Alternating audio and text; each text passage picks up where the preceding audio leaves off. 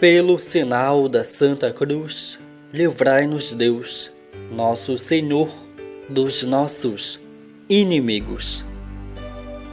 Eis que virá o nosso Deus, com poder e majestade, e Ele há de iluminar os olhos dos seus servos. Queridos irmãos, hoje, terça-feira, estamos na primeira semana do Advento.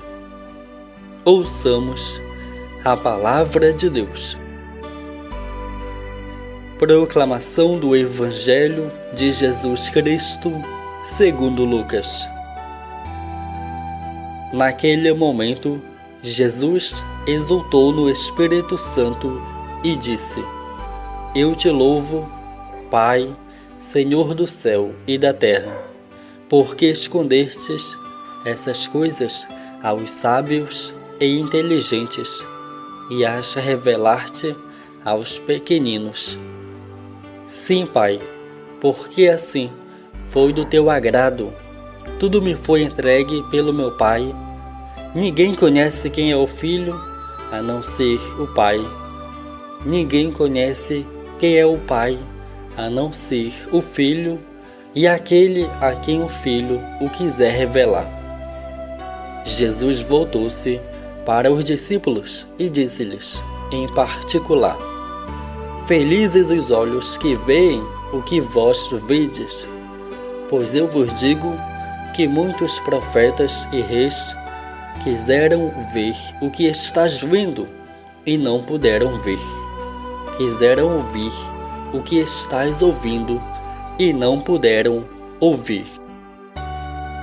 Palavra da salvação, glória a vós, Senhor.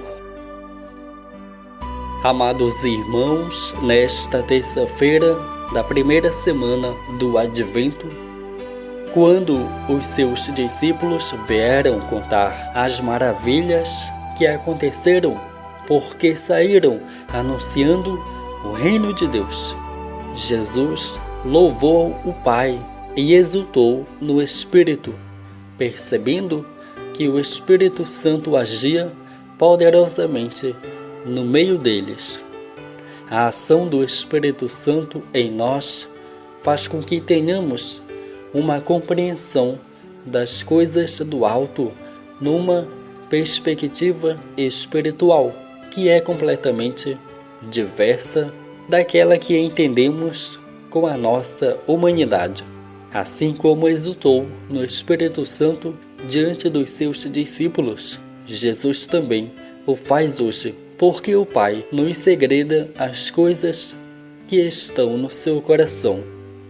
Jesus nos revela que só os pequeninos, isto é, os que abrem o coração e não colocam a razão em primeiro lugar, poderão distinguir os prodígios e milagres que acontecem quando o reino de Deus se lhes manifesta pela ação do Espírito Santo, quando nos dispomos a apregoar o reino dos céus aqui na terra.